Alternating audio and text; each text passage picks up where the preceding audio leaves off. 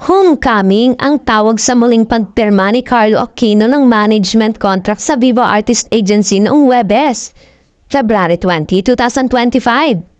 Ang VIA ang namahala sa showbiz career ng aktor mula 2005 hanggang 2011 bago bumalik at gumawa ng proyekto sa ABS-CBN.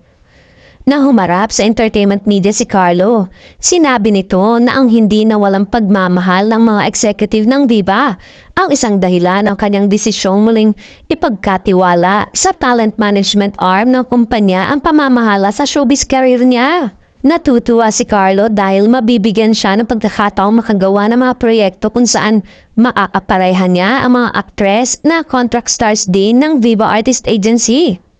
Yung future ko naman with them.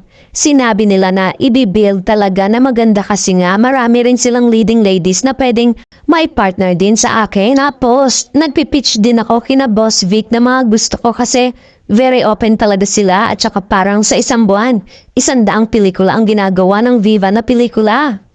Maaari ang tinutukoy ni Carlo ay ang mga pelikula ng Viva na nag-streaming sa VMX Philippines.